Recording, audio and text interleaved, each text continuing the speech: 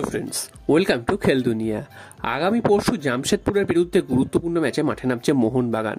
তার আগে মোহনবাগানের জন্য কিন্তু আরও একটা সুখবর চলে এলো, সেটা হচ্ছে আজকের কিন্তু গোয়ার সাথে ম্যাচ ছিল মুম্বাই সিটি এফসির।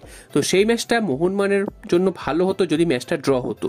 তো সেই রেজাল্টটাই কিন্তু হয়েছে, মুম্বাই সিটি এফসির সাথে গোয়ার ম্যাচটা ড্র হয়েছে 1-1 গোলের।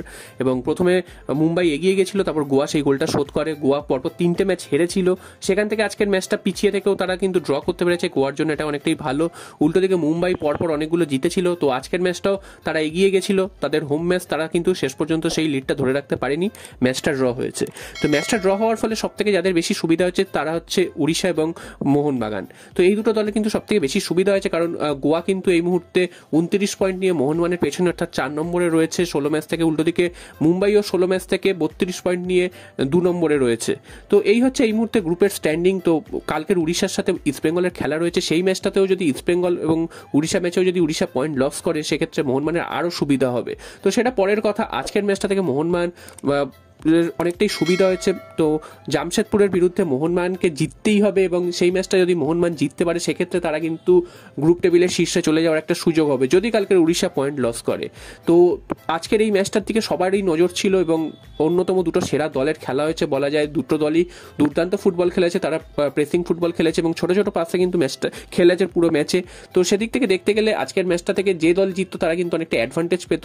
যদিও গোয়া কিছুটা পিছিয়ে পড়েছিল, তো গোয়ার কাছে এই ম্যাচ রেজাল্টটা কিন্তু অনেকটাই ভালো, কারণ তারা অ্যাওয়ে ম্যাচ খেলতে নেমেছিল, সেখান থেকে 1 পয়েন্ট নিয়ে আসতে পারছে পরপর 3টে হারার পর। এরপর চলে আসি মোহনবাগানের আগামী পরশুর ম্যাচে। তো এই ম্যাচ থেকে মোহনবাগান একটা অক্সিজেন পেয়েছে ঠিকই, এবং তারপর কালকের একটা ম্যাচ রয়েছে উড়িষ্যার ম্যাচ, সেই ম্যাচটা দিকেও মোহনবাগানের অবশ্যই নজর থাকবে। তোমাদের প্রথমেই যেমনটা বললাম, সেই ম্যাচে যদি কোনো কারণে অঘটন ঘটে যায় সেক্ষেত্রে মোহনবাগানের সামনে কিন্তু আরও বেশি সুযোগ চলে আসবে। তবে সমস্ত সুযোগ তখনই কাজে লাগবে যদি মোহনবাগান তাদের নিজেদের সুযোগগুলো কাজে লাগায়, অর্থাৎ জামশেদপুরকে তাদের যে কোনো মূল্যে হারাতেই হবে। এইটা যদি করতে হয় তাহলে মোহনবাগানকে কিন্তু সেই দিন কোনো গোল মিস করা বা গোল নষ্ট করার চলবে না, যেটা আমরা আগের দিন দেখেছি উড়িষ্যার বিরুদ্ধে সহজ সহজ সুযোগ তারা নষ্ট করেছে, যার ফলে ম্যাচটা কিন্তু ড্র করে ফেলে আসতে হয়েছে উড়িষ্যার মাটিতে। তো এই ম্যাচটা জামশেদপুর এবং মোহনবাগান, এই ম্যাচটা কিন্তু খুবই গুরুত্বপূর্ণ মোহনবাগানের জন্য। এবং জামশেদপুর যে খুব কঠিন দল তা কিন্তু নয়, তবে তারা কিন্তু এই মুহূর্তে ভালো ছন্দে রয়েছে, এবং খালিদ জামিল এই দলটাকে কিন্তু একটা দারুণ শেপে নিয়ে এসছে, এবং জামশেদপুরের সামনেও কিন্তু সুযোগ আছে টপ 6-এ চলে যাওয়ার। তো সেই জন্য জামশেদপুরও চাইবে যে এই ম্যাচটা থেকে যে কোনো মূল্যে পয়েন্ট পাওয়ার। তবে জামশেদপুরের অ্যাটাকিং লাইন আপ যে খুব ভালো সেটা একদমই নয়, তবে তারা কিন্তু বক্সের বাইরে থেকে ফ্রি কিক বা শট নেওয়ার একটা চেষ্টা করে, এবং সেখান থেকে তাদের কিন্তু গোল কনভার্সনের রেট কিন্তু বেশ যথেষ্ট ভালো। ইস্টবেঙ্গল ম্যাচেও আমরা দেখেছি যে বাইরে থেকে একটা ফ্রি কিক পেয়েছিল শেষ মুহূর্তে, সেখান থেকে গোল করে দিয়েছে। এছাড়াও কিন্তু বাইরে থেকে যথেষ্ট শট রাখে বিপক্ষের গোল লক্ষ্য করে, সেগুলো যদি গোলে থাকে বা কোনোভাবে গোল হয়ে যায় তাহলে কিন্তু চাপে পড়ে যায় বিপক্ষ দল। তো মোহনবাগানকে এটা মাথায় রাখতে হবে, এবং মোহনবাগানের ডিফেন্স অবশ্যই সজাগ থাকতে হবে, কারণ মোহনবাগান ডিফেন্সে আনোয়ার আলী ফিরেছে ঠিকই, তবে তার ফর্মটা কিন্তু সেই অর্থে এখনো ফিরে পাননি তিনি। এবং কালকের ম্যাচে আমরা দেখতে পারি দীপেন্দু বিশ্বাসকে আবার ডিফেন্সে যদি হাবাস নামান। তো এছাড়াও কিন্তু সুভাশিস বোস তিনি তো থাকবেনই, এবং হেক্টরিউস তো থাকবে। আশিস রায়কেও আমরা দেখতে পারি, কারণ আশিস রায়ও লাস্ট দিন কিন্তু খুব ভালো ফুটবল খেলেছিলেন।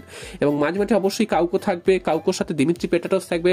বাঁ দিক থেকে লিস্টান কোলাসোকে আমরা দেখতে পেতে পারি আগামীকালের ম্যাচে, এবং ডান দিক থেকে কিন্তু মনভীর সিং তিনি কিন্তু খেলবেন, এবং একেবারে ওপরে কামিংস বা সাদিকুর মধ্যে কেউ একজন কিন্তু শুরু করবে। তবে কামিংসের শুরু করার সম্ভাবনাটাই বেশি, কারণ সাদিকু আগের দিন অনেক গোল নষ্ট করেছে। তো দেখা যাক আগামী শুক্রবার মোহনবাগান জিতে তাদের লিগ টেবিলে